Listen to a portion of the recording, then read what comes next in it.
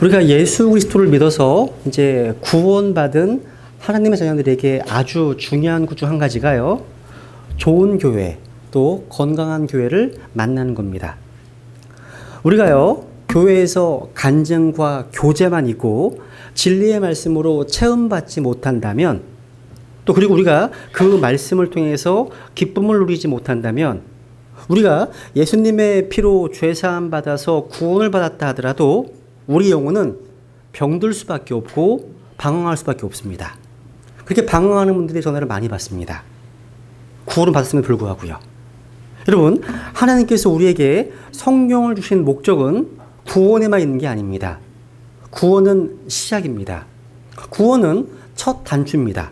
그죠? 그래서 디모데후서 3장 16절 17절 보시면, 또 어린아이 때부터 내가 거룩한 성경 기록들을 알았나니 그것들은 능히 너를 지혜롭게 하여 그리스도 예수님 안에 있는 믿음을 통해 구원에 이르게 하느니라. 그 다음, 모든 성경 기록은 하나님의 영감으로 주신 것으로 교리와 책망과 바로잡음과 의로 교육하기에 유익하니 이것은 하나님의 사람이 완전하게 되어 모든 선한 일에 철저히 갖추어지게 하려 함이라. 그러니까 우리가 거룩한 성경 기록들을 통해서 믿음을 통해서 구원을 받습니다. 구원받거나 끝나는 게 아니라 하나님의 사람이 완전하게 되고 모든 선한 일에, 모든 좋은 일에, 모든 착한 일에 철저히 갖추어지게 하는 것, 이게 성경을 주신 목적이라는 거죠. 우리는요, 성경에서요, 그분은 모든 사람이 구원을 받고 진리를 아는 데 이르기를 원하신다 말씀하십니다. 구원을 받고란 말에 콤마가 찍혀 있어요. 영어 킹제임스 성경에. 하나님은 모든 사람이 구원받기 원하십니다. 구원받았다면 그 다음에 진리를 아는 데를 원하십니다. 하나님의 뜻이에요. 이것이요, 뜻입니다. 여기 멈춰 있으면 안 되는 겁니다. 그리고 베드로서 3장 18절에 보시면, 오직 은혜 안에서 자라고 우리 주 곧 구원자 예수 그리스도를 아는 것에서 자라라. 그분께 영광이 이제와 영원토록 있기를 원하노라. 아멘. 그러니까 구원받은 이후에 우리가 은혜 안에서 자라고 우리 주 예수 그리스도를 아는 지식에서 자라나서 하나님의 사람으로 모든 선한 일에 철저히 갖추어지는 데 있습니다. 저는 교회라고 하는 것이 이 세상에서 하나님께서 주신 가장 영광스럽고 아름다운 곳인데, 왜 그렇게 많은 사람들이 교회에서 상처를 받고 교회에 뿌리를 내리지 못하고 방황을 해야 하는지 생각하면서 이 설교를 준비했습니다. 여러분, 우리가 이제 말씀의 씨앗으로 구원받았습니다. 점점 성장을 해서 이제 열매를 맺어야 되잖아요. 그죠? 근데 많은 사람들이 여기에 멈춰 있어요. 여기에요. 점점 성장해야 돼요. 유아기부터 해가지고 소년기, 청년기, 장년기, 성장해 나가야 되잖아요. 영적 성장을 넘어 성숙으로 나아가야 되잖아요. 나아가지 못한 크리스찬들 너무 많이 있다는 거죠. 대부분의 사람들은 이 교회에 대해서 되게 좀 빈약한 관점을 가지고 있습니다. 이제 많은 사람 생각했어요. 이 교회가 아마 3세기쯤 발전하기 시작한 어떤 잘 어떤 조직된 어떤 종교 시스템으로, 지금은 로마 캐톨릭, 그리스 정교회, 또 자유주의 교회들, 또 프로테스탄트 교회들, 수많은 독립 교회들, 그 외 여러 이단들쯤을 생각합니다. 여러분, 이거 꼭 기억하시면 좋겠습니다. 예수 그리스도의 몸된 교회, 참된 교회는 예수 그리스도 십자가의 죽으심과 부활로 말미암아 사도행전 2장에서 오순절날 성령이 강림하심으로 교회가 시작됐습니다. 이때부터 시작했습니다. 교회가 있었습니다. 쭉 이어져 와 있습니다. 교회가요. 근데 오늘날 많은 사람들이 이 교회를 몰라요. 모르고 AD 313년경에 이제 로마 캐톨릭 교회가 이제 세워집니다. 거기서 이제 천주교와 러시아 동방교 나뉘어지잖아요. 그리스도교 나뉘어지잖아요. 그죠? 그리고 이제 여기서 나온 게 뭐예요? 또 이제 프로테스탄트 교회가 나왔어요. 그죠? 요것만 알아요, 사람들이요. 야, 너희들 여기서 나왔잖아. 오리지널이 천주교잖아. 말 듣잖아요. 아닙니다. 이 라인이 아니라 진짜 참된 교회가 항상 있어 왔다는 거죠. 여러분, 어디 쪽이세요? 아래쪽이세요? 위쪽이세요? 위쪽입니다. 요 라인이 참된 하나님의 말씀, 킹제임스 성경을 보존하기 위해서 피 흘림으로 지킨 말씀, 이 위의 라인이에요. 이 라인입니다. 여기서 또 여러 가지 많은 성경들이 나온 거고요. 배경성이 나온 겁니다. 그래서 오늘날 사람들이 교회로 알고 있는 것은 그냥 일반적으로 그냥 기독교계입니다. 기독교계. 그들은 기독교계, 크리스천덤, 기독교계를 보고서 교회를 멸시합니다. 근데 참된 교회로서의 신약 교회는요, 아주 다릅니다. 교회는요, 그리스도의 몸입니다. 그래서 하늘이 본향이고요, 그 지체들은 세상 모든 민족들에서 나왔습니다.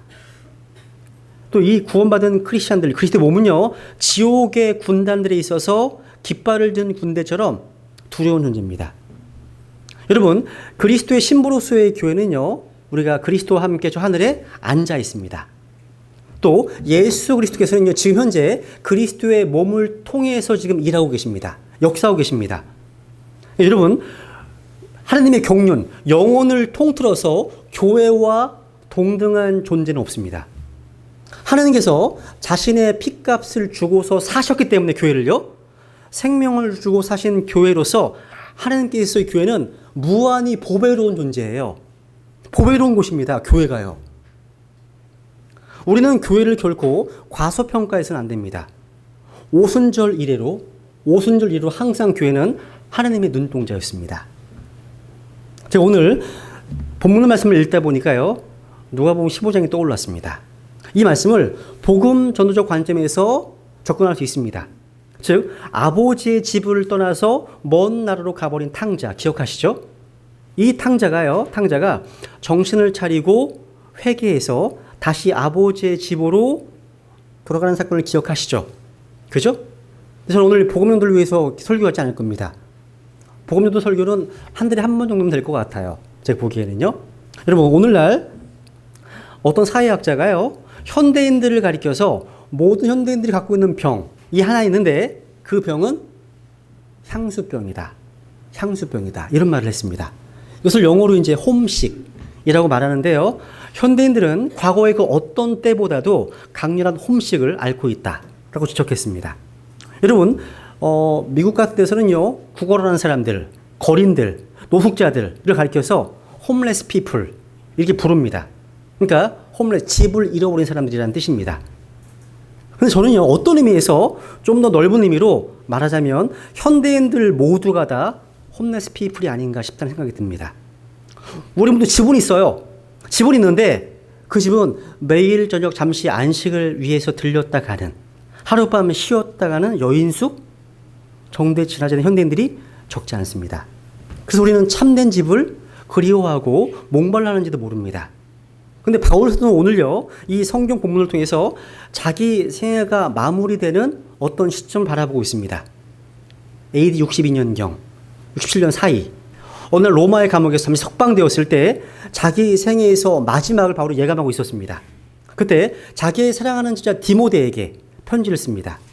이 제자 디모데는 바울 사도가 3년 이상 한 곳에 머물면서 정열을 쏟아서 개척했던 에베소 교회를 자기를 대신해 섬기고 있었습니다.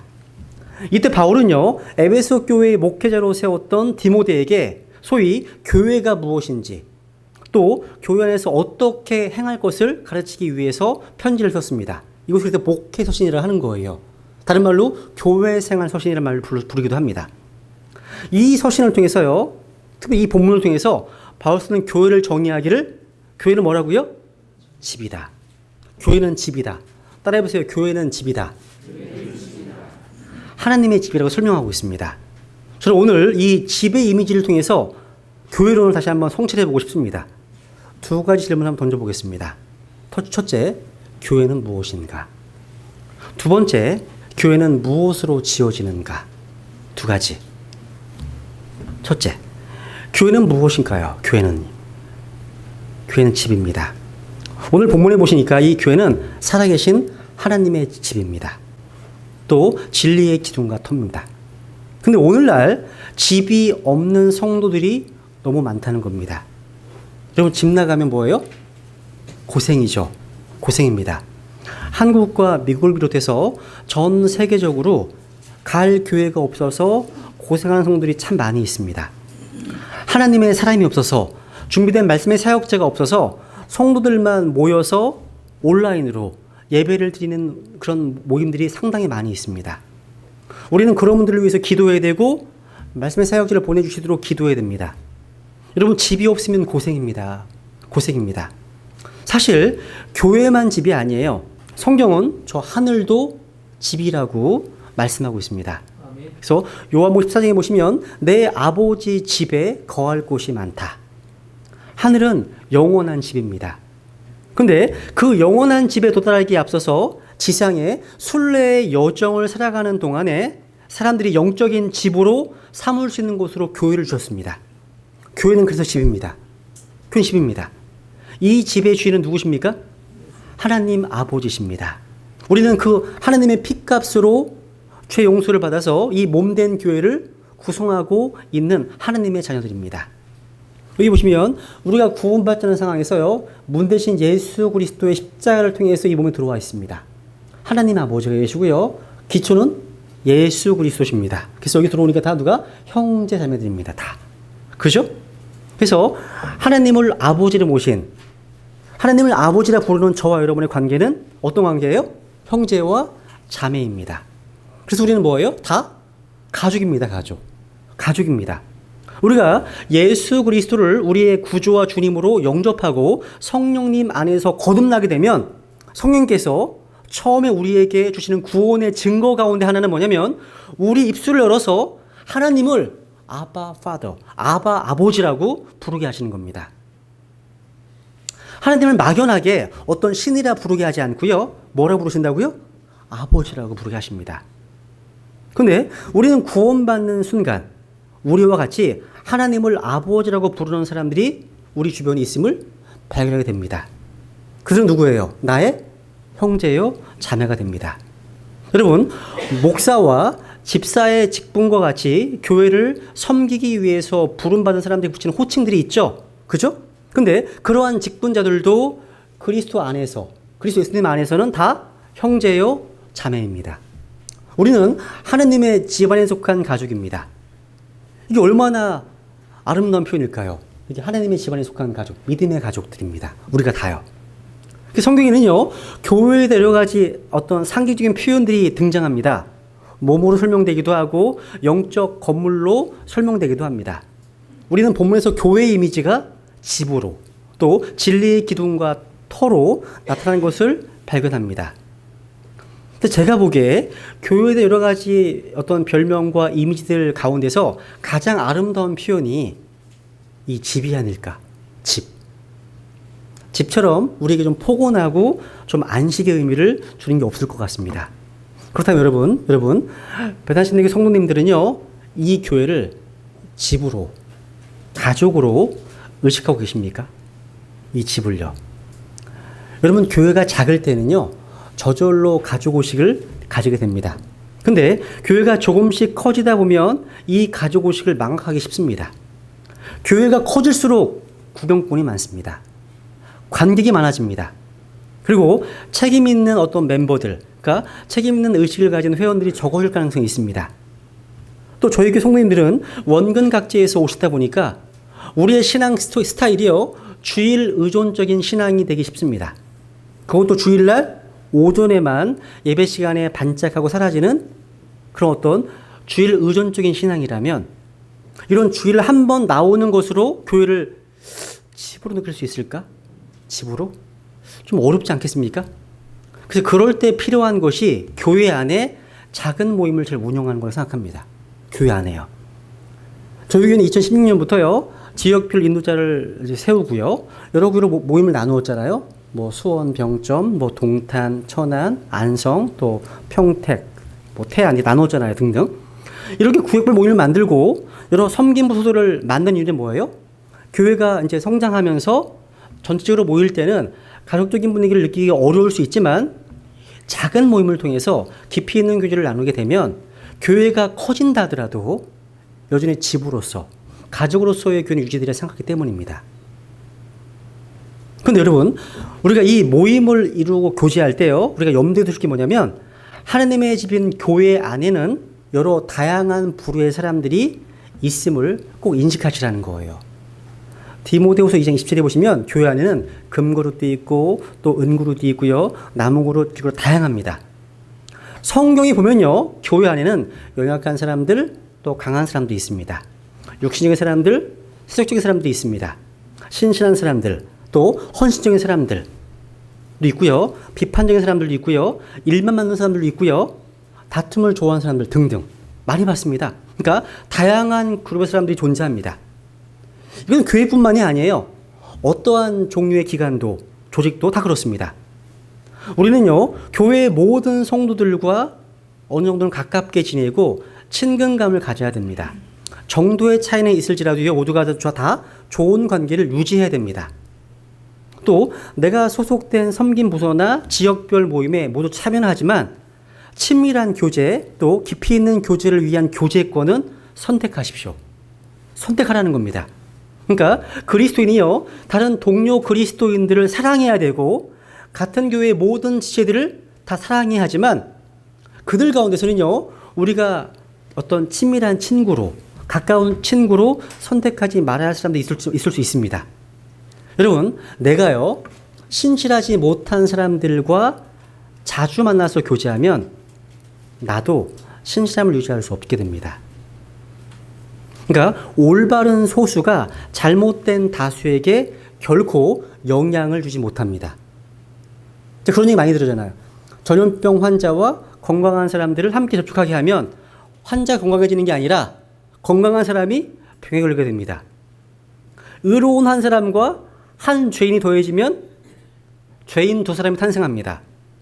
여러분, 내가 잘못된 무리와 함께 있으면 내가 잘못된 무리에 속하게 됩니다. 주님은요, 우리가 동행해야 하는 무리와 또 동행하지 말아야 될 무리에 대해서 말씀하십니다. 여러분, 비판적인 사람 하나에 비판적이지 않은 사람 하나를 더하면 어떻게 될까요? 그렇죠. 비판적인 사람 둘이 됩니다. 또 험담꾼 하나에 험담하지 않은 사람 둘을 더하면 어떻게 됩니까? 험담꾼 둘이 됩니다. 둘이 됩니다. 신실하지 못한 사람 하나에 신실한 사람을 하나 더하면 둘 다 신실하지 못한 사람이 됩니다. 여러분, 강한 그리스도인 한 사람이요, 연약한 사람 여럿을 변화시키지 못합니다. 그렇지만 강한 그리스도인 여럿이요, 연약한 사람 한 사람을 변화시킬 수 있습니다. 그건 돼요. 1대1이 아니라. 그러니까 연약한 그리스도인이요, 강한 그리스도인 한 5명 정도 함께하면 다수가 됩니다. 강한 사람으로요. 1대1로 만든다는 거예요. 그러니까 내가 도움을 받고자 하면 내가 소수가 되어서는 안 됩니다. 도우려고 하는 경우에는요, 내가 다수가 되어야 합니다. 도움받는 경우는 내가 뭐라고요? 소수가 되시는 거예요. 이해가 가세요, 무슨 얘기인지? 그래서 어떤 연약한 그리스도인이 있어서요, 그를 도우려고 하신다면 다른 강한 그리스도인들을 데려와서 다수를 만드십시오. 이게 중요해요. 이게 영향력의 문제입니다. 중요해요. 여러분은 자신이 영향을 받는 거에 대해서 많은 신경을 써야 돼요. 여러분, 제가 설교하고 가르치는 모든 것은 내가 보고 들은 것들입니다. 맞습니다. 성경에서 읽은 것이든 책에서 읽은 것들 다 그런 것들입니다. 이 말은 다른 말로 하면 저 또한 제가 보고 듣는 것에 신중할 필요가 있다는 겁니다. 왜냐하면요, 제가 보고 들은 것이 여러분에게 또 다른 누군가에게 전달되기 때문입니다. 그렇기 때문에 저에게 영향을 주는 것을 제가 관리하고 통제해야 합니다. 제가 무슨 책을 읽을지, 어떤 사람들과 교제할지를 잘 선택해야 됩니다. 그것은 여러분을 위한 겁니다. 우리 아이들을 위한 겁니다. 그래서 제가요, 저와 여러분은 듣는 것에 신경을 써야 되는 거예요. 여러분의 영역 안에 있는 자들에게, 자녀들이든 여러 모임에 있는 지체들이든 아니면 주일학교 학생들에게 영향을 주기 때문입니다. 그래서 우리가 다른 사람들에게 좋은 영향을 끼치려면 내 생활에 영향을 주는 것에 대해서 잘 관리해야 된다는 겁니다. 여러분, 가장 영향을 많이 주는 게 사람입니다. 사람. 내가 어떠한 사람들과 친밀하게 지내면 그들과 비슷한 사람이 됩니다. 유효상종이라고 하잖아요. 그래서 우리는요, 우리의 친구가 어떤 사람이냐에 따라서 결정됩니다. 베드로가요, 잘못된 무리와 함께 있을 때 그는 예수님을 저주했고 욕했고 구주를 부인했습니다. 아브라함이 이집트에 내려갔을 때 자기 아내 사라에 대해서 거짓말을 했습니다. 그리고 한 여인을 고용했죠. 누구를 들어왔죠? 하가를. 그죠? 그래서 그녀의 임신 때문에 악한 민족이 시작됐습니다. 이 모든 것이요, 아브라함이 잘못된 무리와 함께 지냈기 때문이고 나쁜 영향을 받았기 때문입니다. 그래서 여러분이 교제하는 사람들에서 조심하십시오. 나 자신만을 위해서가 아니라 여러분이 인도하는 사람들 때문입니다. 성경에서 악한 사귐은 어떻게 된다고요? 선한 습성을 부패시킨다 말씀하신다는 거예요. 악한 사귐은.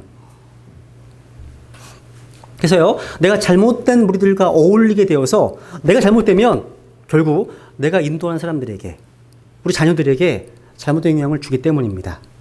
그래서 내가 섬기는 사람들을 위해서 그런 사람들을 피해야 한다는 겁니다. 그래서 저는 어떻게 보면 하나님의 유통업자입니다. 메시지 전달자입니다. 그래서 어떠한 메시지를 전달받을 것인지를 조심해야 할 필요가 있습니다. 이것도 마찬가지예요. 여러분이 영향받은 삶의 모든 부분들이 여러분의 영역 안에 있는 사람들에게 흘러 들어가기 때문이라는 사실이죠. 정리해보면 우리는 교회의 모든 지체들과 다 용납하고 사랑해야 됩니다. 그 커다란 원 안에서 우리는 함께 교제하는 작은 원이 있습니다. 그 작은 원에서는, 작은 원 안에 여러분이 깊이 있게 교제하는 사람들을 선택해야 한다는 거죠. 그래서 여러분, 친구가 있는 사람은 복이 있습니다. 친구가 되어주시고 친구가 있는 사람은 가장 복이 많은 사람입니다. 우리가 특별히요, 적은 숫자로 함께 모여서 우리의 삶의 고통과 아픔을 함께 나눠 서로 기도하시면 거기서 뭘 느껴요? 가족을 느낍니다. 형제애를 느낍니다. 그 분위기 자체에서 우리는 집을 느낄 수 있습니다. 그런 면에서요, 가족 모임이 굉장히 좋은 것 같아요. 가족 모임. 그래서 여러분, 이런 가족별 모임도 많이 있으면 좋겠습니다. 여러분, 폴 투린이라고 하는 정신과 의사가 이런 말을 했습니다. 이런 글을 남겼는데요. 만일 누군가가 자신의 육신적 가족 이외에 자기 마음속의 모든 문제를 끄집어내고 함께 말할 수 있는 영적인 가족을 서너 명 이상 가진 사람은 한평생 정신적 불건강을 걱정하지 않아도 좋다. 이렇게 단언하면서 말했습니다. 그분 자신이요, 이 폴 트린 박사 자신이요, 자기의 마을 주변에 옥스퍼드 그룹을 만들어서 몇 사람과 매주일 한 번씩 만나는 그런 모임을 한평을 가졌다고 합니다. 폴 트린은 이것을 자신의 영적인 집이었다고 고백합니다. 여러분들이 이러한 집이 있으십니까? 여러분들에게? 이런 집 참여하고 계십니까? 이런 신앙의 홈을 자주 정기적으로 좀 갖게 되시기를 소망합니다. 교회는 집이어야 됩니다. 세 번째. 그러면 교회는 어떤 집입니까? 교회는 바로 살아계신 하나님의 집입니다. 살아계신 하나님의 집입니다. 여러분, 예배당 중에는요, 건축학적으로 아주 뛰어나게 잘 지은 예배당들이 있습니다. 예배당 전체가 온통 유리로 된 예배당도 있어요. 크리스탈 처치라고 있어요. 근데 그것은 교회가 아닙니다. 교회가 아니에요. 사도 바울이 디모데에게 편지를 쓸 때는 이렇게 함께 대단히로 모을 수 있는 상황이 아니었습니다. 예배당이 없었습니다. 그러니까 성도들 가운데 좀 집이 큰 사람들의 집이 모였다는 거죠. 그래서 눈에 보이는 예배당은 없었습니다. 근데 오늘 성경 말씀은 이 집은 살아계신 하나님의 교회요, 진리의 기둥과 터라고 말씀하십니다. 이 집은 바로 성도들의 모임으로서의 교회를 말하는 겁니다. 그러니까 아직 모일 수 있는 멋진 예배당도 없고 그저 집에서 모이는 모임을 향해서 이 집은 살아계신 하나님의 교회라고 말씀하고 있습니다. 그리고 옛날 야곱이요, 들판에서 돌을 이제 베개로 삼고 자다가 하나님의 사닥다리가 세워졌습니다. 천사들이 사닥다리 위를 오르락내리락 하면서 하나님께서 그 위에 서신 것을 보았습니다. 그때 야곱은요, 온 몸이 두려움에 벌벌 떨면서 이것은 하늘의 문이요, 또 하나님의 집이라고 고백했습니다. 찾아볼까요? 창세기 한번 28장 가볼까요? 한번 빠졌네요. 이런 각성이 필요할 것 같습니다. 저희들에게도요. 하늘의 문이요, 하나님의 집이라는 사실.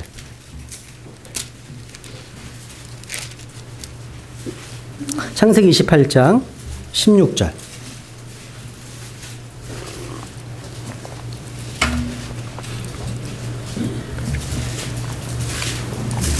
창세기 28장 16절. 야곱이 잠에서 깨어 이르되 주께서 분명히 이곳에 계시거늘 내가 그것을 알지 못하였도다 하고는 같이 읽죠. 시작. 두려워하여 이르되 두렵도다 이곳이요 이곳은 다름 아닌 하나님의 집이요 이곳은 하늘의 문이로다 하고. 이런 각성. 하나님의 집은 어떤 장소나 건물이 아닙니다. 오직 하나님 말씀을 중심으로 모인 성도들의 회중이 바로 성전인 겁니다. 그곳이요. 교회라는 집이라는 거죠. 그래서 교회 안에는 누가 거하신다고요? 교회 안에는 살아계신 하나님이 거하십니다. 진짜 믿으십니까? 하나님이 거하십니다. 이 교회는 하나님의 거처입니다.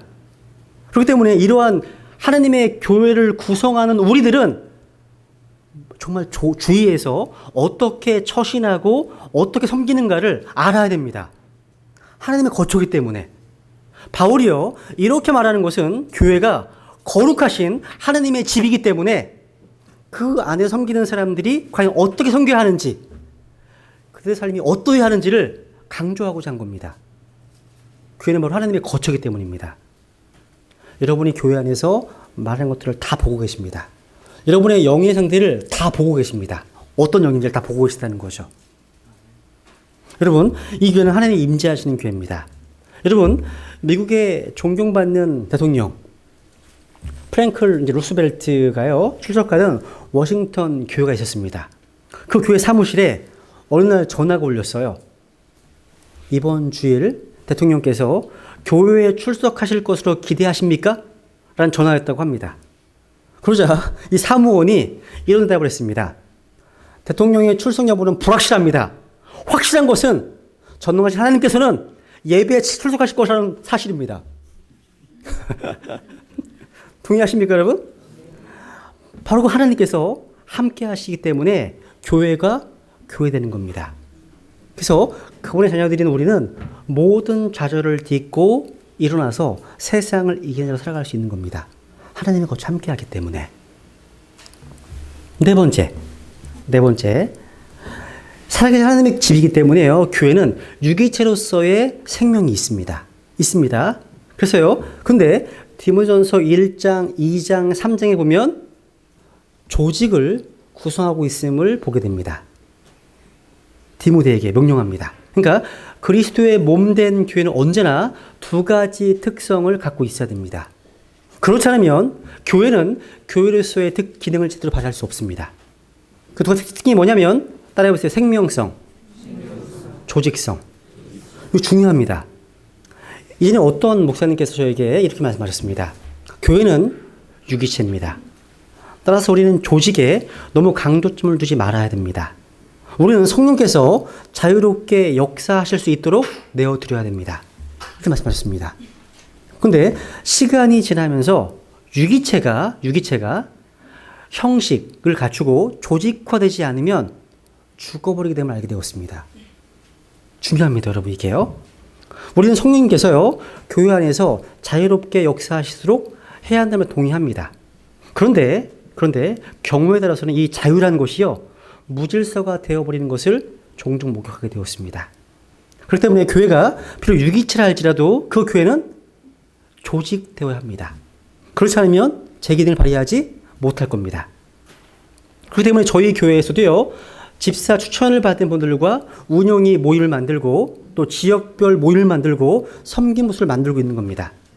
이렇게 조직을 정비하고 교회 회칙을 만드는 등등 어떤 형식을 만드는 것이 필요하다고 느끼기 때문입니다. 교회에 회칙이 있어야 누군가 마음대로 교회를 처리하지 못합니다. 회칙에 정한 대로 질서 가운데 교회를 운영할 수 있다고 믿기 때문입니다. 여러분, 몸에 생명이 없으면 그것은 아무런 소용이 없습니다. 죽은 시체입니다. 근데 몸에 생명이 있다 해도 그것이 정교하게 조직되지 않으면 그 생명을 표현할 수가 없습니다. 중요해요. 어떤 분은요, 이게 좀 구분이 되더라고요. 일반 제도권 교회는 조직체를 무지 강조해요. 교회 사역 매뉴얼이 거의 한 500페이지짜리가 저희 교회 여기 교육관에 있어요. 500페이지. 야, 조직체를 강조합니다. 그런 사람은요, 항상 외적으로 드러나는 어떤 조직을 어떻게 치밀하게 구성할 것인가를 생각합니다. 근데 교회가 정교하게 또 철저하게 조직을 갖춘다 하더라도 생명을 상실한다면 그것은 형상만 갖춘 죽은 몸이 됩니다. 그러니까 폼만, 그러니까 모양만 갖춘 교회들이죠. 디모데후 3장 7절에 보면요. 하나님의 성품의 모양은 있으나 그것의 능력은 부인하리니 이런 자들에서 돌아서라 말씀하십니다. 뭐가 중요한 거예요? 능력과 모양이 다 중요하다는 거예요. 반면에 또 하나의 극단입니다. 어떤 사람들은 교회의 생명성을 너무 강조한 나머지 조직을 일도 강조하지 않습니다. 그러니까 생명이 있더라도요. 그것을 표현할 수 있는 수단과 방법이 없으면 그 생명은 질식당할 수밖에 없습니다. 복음적으로 아주 경건한 그리스도인들의 모임이 있어요. 그들의 신앙은 경건합니다. 삶도 정말 아름답습니다.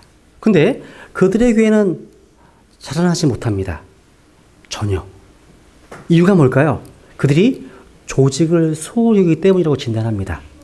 그러니까 좋은 믿음을 가지고 있으면서도요, 조직체로서의 교회의 특성을 무시하면 그 교회는 주님께서 기대하시는 사명을 감당하지 못하고 죽어버리게 됩니다. 그러니까 이런 교회들이 아주 아름답고요, 경건한 특성을 가지고 있으면서도 조직성을 소홀히 한 데서 오는 실패를 경험하는 거라는 거죠. 그래서 생명성과 조직성은 둘 다 중요합니다. 근데 뭐가 더 중요할까요? 물론 생명성이 물론 더 중요합니다.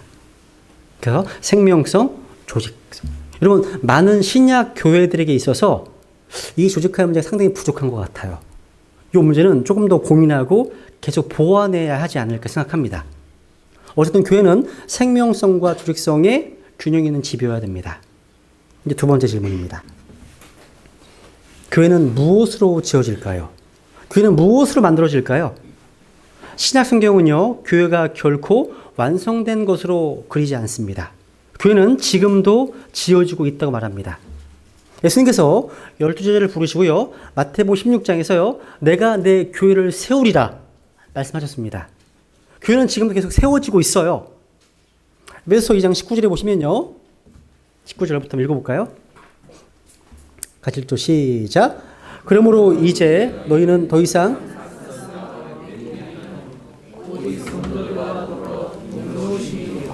하나님의 집안에 속한 자들이며 또 사도들과 대언자들의 기초 위에 세워진 자들이니라. 예수 그리스도께서 친히 으뜸 모퉁이 돌이 되시나니 그분 안에서 모든 건물이 꼭 맞게 함께 뼈대를 이루어 주 안에서 한 거룩한 전으로 자라가고 그분 안에서 너희도 성령을 통해 하나님의 거처로 함께 세워져 있느니라. 아멘. 여러분, 교회가 값비싼 대리석으로 또 화려한 오케스트라가 있는 건물은 교회의 본질이 아닙니다. 이런 교회가 교회 건물 본질이 아니에요. 이게 엄청 크죠. 이게 라오디게아 교회입니다. 라오디게아 교회. 마지막 교회. 부족한 게 아무것도 없어요. 볼링장 뭐 다 있어 안에요. 있습니다. 이 라오디게아 교회는 부족한 게 없습니다. 나는 부자라. 부족한 게 없다고 얘기하잖아. 이 마지막 교회의 모습입니다. 이런 모습들이요.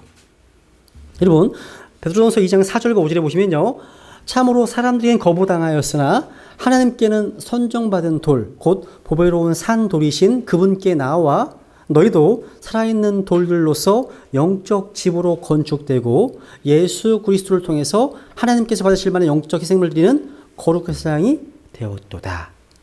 교회는 이루어진 혼들이 구원을 받고 그 구원받은 성도들 한 사람 한 사람이 성숙해져 가는 것, 이것이 지어져 가는 겁니다. 이게 지어져 가는 거예요. 그럼 여러분, 교회의 기둥과 터가 뭐라고요? 아까? 진리입니다. 진리. 진리의 기둥과 터 말씀하시잖아요. 교회는 무엇으로 지어지는 거예요, 그러면? 진리. 진리가 교회의 터가 되어야 되고 진리가 교회의 기둥이 되어야 한다는 말입니다. 터는 기둥을 받쳐줍니다. 기둥을 다시 지붕을 받쳐주면서 집을 만들어가는 겁니다. 다른 말로 해서 이 교회는 진리 위에 세워졌고 진리를 증거하기 위해서 존재합니다. 유명한 말씀이죠. 같이 읽겠습니다. 시작. 우리는 진리를 대적하는 어떤 일도 할 수 없고 오직 진리를 위해서만 할 수 있노라. 근데 오늘날 이 진리가 끊임없이 공격받고 있습니다. 사탄은 교리적인 오류가 있는 거짓 교리를 개발하는 데 열심을 내고 있습니다. 속임과 거짓을 퍼뜨리는 일을 끊이지 않고 있습니다. 멈추지 않고 있습니다. 얼마나 간교하고 교묘하게 역사하고 있는지 모릅니다. 여러분, 이단들의 교리를 살펴보다 보면요, 제가 혀를 내두를 정도입니다. 그럴 듯 보여요. 성경 띈 것으로 보입니다. 위조 지폐처럼 비슷해 보입니다. 이 속임수와 공격 가운데서요, 교회는 진리의 보루와 진리의 버팀목으로 굳게 서 있어야 됩니다. 교회는 구약 39권, 신약 27권, 여기 포함된 진리를 수호하고 사수해야 할 사명이 있습니다. 하나님은 어디 계시냐면 진리로 기둥과 터를 삼은 그 교회 안에 그분의 집을 정하십니다. 중요합니다. 그러므로 교회에게 가장 중요한 것이 진리입니다. 여러분, 진리를 저버린 단체는 교회라 할 수 없습니다. 진리 위에 세워지지 않은 단체는 교회가 아니에요. 또한 하나님의 집의 기둥 또한 진리입니다. 진리가 없으면 하나님의 집은 세워질 수 없습니다. 기둥과 같은 거죠. 그래서 우리는요, 진리를 붙잡는데 아주 부지런해야 됩니다. 또 어떠한 대가를 지불해서라도요, 진리를 잃어버려서는 안 됩니다. 교회는 이 땅에서 하나님의 진리를 붙잡기 위해서 서 있습니다. 여러분, 매튜 할리라고 하는 분이요, 이런 말을 했습니다. 교회가 진리의 기둥과 터로서 기능을 못하게 되면 우리는 그러한 교회를 떠나야 합니다. 그렇습니다. 왜냐하면 교회보다는 진리가 더 존중되어야 하기 때문입니다. 교회가 진리의 기둥과 터가 되는 그 기능을 다 하지 못하면 우리는 교회에 남아있을 의미가 없습니다. 여러분, 맥킨토시라고 아십니까? 되게 유명하신 분이에요. 모세오경에 대해서는 이분의 책을 꼭 읽으라고 얘기를 합니다. 추천 노소입니다. 그런데 맥킨토시가 이런 말을 했습니다. 성경적 분리와 분열을 이렇게 표현합니다.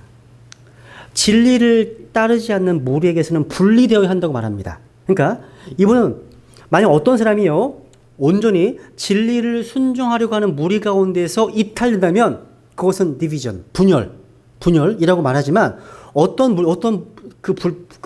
교회가요, 진리를 믿고 순종하지 않을 때 그들에서 나뉘어지는 것은 분열이 아니라 성경적 분리이고 그것은 하나님의 뜻을 따르는 것이라고 말합니다. 중요합니다. 여러분, 교회의 부흥과 회복은요, 어떠한 대가를 지불해서라도 진리를 순종하는 무리 가운데 있어 왔습니다.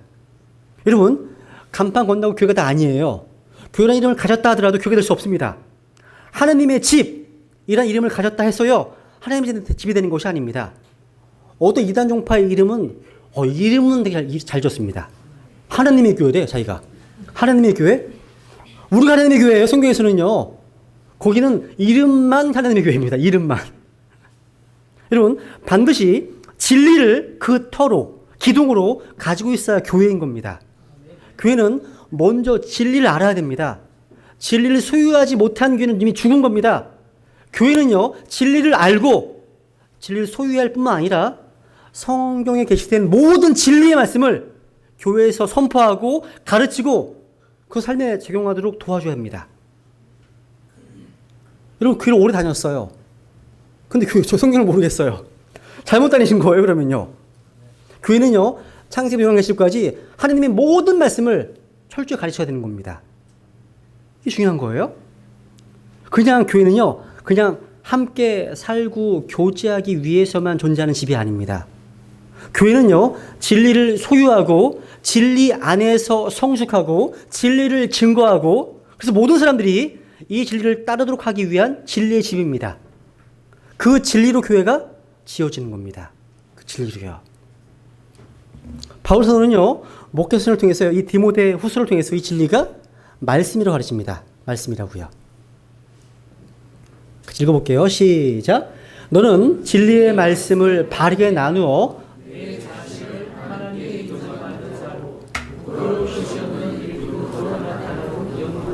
자, 진리의 말씀을 연구하라. 하나님의 명령입니다. 또 요한복음 17절에 보시면 아버지의 진리로 그들을 거룩히 구별하옵소서. 그 다음 아버지의 말씀은 진리니이다. 그렇기 때문에 우리가 이 집 안에서, 이 교회 안에서 해야 할 가장 본질적인 중요한 일 가운데 하나는 진리를 선포하는 일입니다. 진리를. 너는 말씀을 선포하라. 여러분, 마틴 로이드 존스라고 하는 분이 이런 말을 했습니다. 우리가 말씀을 선포하는 것, 이것보다 더 중요한 사명은 없다. 가장 중요한 이센셜 사역, 본질적인 사역이 바로 하나님의 말씀 선포입니다. 이게 복음 전포로 한정해서는 안 됩니다. 하나님의 모든 말씀이 선포의 대상이 되어야 한다는 거죠. 하나님의 집에서는 그 진리의 말씀을 먹고 그 진리를 나누는 일이 본질입니다. 여러분 가정 생각해 보세요. 우리 가정에서 제일 중요한 일이 뭐예요? 먹는 거예요, 먹는 거. 먹는 일입니다. 그 가족들을 한문에서 뭐라고 그래요? 식구라고 하지 않습니까? 식구, 먹을 식자, 입구자, 먹는 입이래요. 먹는 입. 그러니까 식탁에서 함께 먹으면서 우리는 가족 관계를 형성해 나가는 거죠. 교회도 마찬가지예요. 우리는요, 영적 진리를 함께 나누어 먹으면서 집으로서의 가족 관계를 형성해 가는 겁니다. 그래서 누군가는요, 이런 말 했습니다. 교회가 교회다워지려면 교회가 밥상 공동체가 되어야 합니다. 이런 표현을 했습니다. 밥상 공동체. 이 말은 진리입니다. 성도들이 함께 모여서 육신의 양식도 많이 드셔야 됩니다. 이게 더 중요한 것 같아요. 함께 먹는 것도요. 되도록 함께 성도들이 모여서 앉아서 먹을 때 가족관계를 형성하게 되게 그렇습니다. 근데 더 중요한 것은요, 우리가 육신의 양식뿐만 아니라 뭐도요? 영적인 양식도 같이 나눠 먹는 일입니다. 교회는 영적인 양식을 나누어 공급함으로써 피차에 자라가는 겁니다. 자라가는 거예요. 에베소 4장 같이 읽어보겠습니다. 시작. 오직 사랑 안에서 진리를 말하며 모든 일에서 그분 안에 이르도록 성장하게 하려 함이라. 그분은 머리시니 곧 그리스도시니라. 그분으로부터 온 몸이 각 부분의 분량 안에서의 효력 있는 일에 따라 모든 마디가 공급한 곳에 의해 꼭 맞게 함께 결합되고 들어차서 몸을 자라게 하여 사랑 안에서 스스로를 세우느니라. 아멘. 그러면 구체적으로 어떻게 하나님의 집에서 진리를 증거하고 영적인 양식을 나누어야 할까요? 어떻게 해요? 어떤 분은 즉각적으로 아마 성경 공부를 연상할지 모르겠습니다. 성경 공부 중요하죠. 아마 동심내 교회들은 성경 공부를 무척 많이 할 것 같습니다. 강조 많이 하잖아요. 근데 여러분, 어떤 지적인 만족을 목표로 한 소위 인지적 성경 공부는요, 우리가 성경 공부에 드리는 그 많은 시간에도 불구하고요, 영적인 성장에 그렇게 큰 도움이 안 됩니다. 사실 이것은 이제 육신의 양식도 마찬가지예요. 여러분 육신의 양식을 많이 먹으면 건강하십니까? 어떤 분이 이렇게 자랑하는 것을 한번 들어보세요. 뭐가 느껴지나 한번 들어보세요. 저는 말이에요, 어제 10번이나 밥을 먹었어요. 어떻게 생각하세요? 누굴 쳐다보지 마시고. 많이 먹는다는 것이요, 건강이 아닙니다. 별 사람 다 있네, 이렇게 얘기할 거 아니겠습니까? 이건 건강이 아니죠. 뭐예요? 예? 식충이? 네, 하여튼 비만이죠. 비만입니다. 그렇죠. 우리는요, 영적 성장, 영적 성숙에 대해서 좀 오해가 있는 것 같습니다. 신앙생활의 연수, 구원의 연수가 영적 성숙을 보장해주지 않습니다. 오랜 세월 동안 교회 생활을 한 것과 영적인 성숙은 그렇게 관련이 있지 않습니다. 교회를 수십 년 다녀도요, 영적인 베이비 상태에, 유아 상태에 머물러 있을 수 있습니다. 때로는요, 교회에서 어떤 직분을 맡고 있느냐? 이것도요, 신앙의 성장, 성숙과도 거리가 멀 수 있습니다. 교회를 몇 년 다녔다는 것이 성숙을 보장해주지 않습니다. 또한 지식이 성숙을 보장해주지 못합니다. 여러분, 얼마나 많은 지식을 가지고 있느냐에 따라서 영적 성숙을 겪는 게 아닙니다. 만약에 이게 영적 성숙이라면 저는 고시원에 살 겁니다. 하루에 10시간씩 공부할 거예요, 계속. 뭐 그랬던 적이 있지만. 여러분, 지식은 생명처럼 귀합니다. 지식이 없으면 망한다고 성경 말씀하고 있죠? 지식은 엄청난 능력을 가진 능력입니다. 근데 그 지식이 올바르게 사용되지 않으면 쓸모가 없습니다. 더욱이 그 지식을 실천하지 못하면 우리는 외식하는 자가 되고 맙니다. 더 큰 책임이 있다는 거예요, 우리한테요. 그러니까 우리가 가진 지식이요, 하나님을 영화롭게 하지 못하고 예수님을 닮아가는데 도움 주지 않는다면 그 지식은 쓸모없습니다. 성숙은요, 우리가 얼마나 많이 아느냐가 아니라요, 얼마나 많이 실천하느냐에 따라 결정됩니다. 그러니까 여러분이 알고 있는 지식을 얼마나 삶 속에 적용하고 사느냐에 따라 결정됩니다. 한 번은요, 이전에 우리 아이들 어렸을 때요, 저희 그런 얘기 하더라고요. 아빠는 왜 더 이상 잘하지 않아? 아빠는 더 이상 위로 잘하지 않고 앞으로 잘하는 것 같더니 얘기하더라고요. 이게 grow out이에요. grow out. grow up이 돼야 되는데 grow out. 비만은 절대로 건강이 아닙니다. 그렇기 때문에요, 적절하게 먹고 소화시키는 게 중요해요. 그러니까 여러분, 진짜 성경 공부의 목표는 지적인 정보 획득에 있지 않습니다. 여러분, 삶을 위해서 먹고 싶어요. 삶을 위해서. 우리가 먹는 목적은요, 단순히 먹기 위해서가 아니라 먹고 에너지를 얻어서 정상적인 활동과 건강을 위해서 먹잖아요. 마찬가지예요. 우리가 성경 공부를 하는 목적이 공부 자체가 아니라는 거예요. 그 말씀대로 살아가기 위한 겁니다. 아마 하늘나라에 가게 되면 그리스도 심판석 앞에서 우리 신약교회 성도들이 가장 책망을 많이 듣지 않을까 싶어요. 왜? 많이 모르는 사람들은 적게 맞아요. 많이 아는 사람들일수록 그만큼 책임이 더 큰 거예요. 그래서 아마 저희 교회 가운데 가장 어린 성도가 그만큼 제일 덜 맞지 않을까 생각을 합니다. 오늘 본문에 보면요, 바울은 디모데에게 편지를 쓰면서 나는 내가 하나님의 집에서 어떻게 뭐 한다고? 처신해야 할 것인지 알도록 하기 위해서 편지를 썼습니다. 그러니까 너의 지식을 위해서가 아니에요. 행동을 위해서. 그러니까 하나님에 대해서 어떻게 행해야 할 것인지를 알게 하기 위해서 편지를 쓴다 말하고 있습니다. 우리의 성숙은요, 성경 지식을 획득할 때가 아니라 행하기 시작할 때 이루어지는 겁니다. 근데 이상하게 우리는요, 이따금씩 이번에 성경 많이 하니까, 그러니까 무슨 얘기냐면 뭔가를 많이 알기 때문에 성장했다고, 뭔가 행한다고 착각합니다. 여러분, 아는 것이 행하는 것이 아닙니다. 아는 것과 행하는 것이 여전히 다른 차원일 수 있습니다. 이걸 구분할 필요가 있습니다. 우리는 많이 알고 있기 때문에 내가 많이 잘 행하고 있다고 착각할 수 있습니다. 성경은 요한계시록 1장 3절, 이리 성장해야 돼. 누구처럼? 예수님처럼. 성경 공부는 많이 하는데 여기 있어 아직 계속. 그럼 안 돼요. 성장해 가야 됩니다. 닮아가야 한다는 거죠. 요한계시록 1장 3절을 보시면요, 3절 보세요. 요한계시록 1장 3절.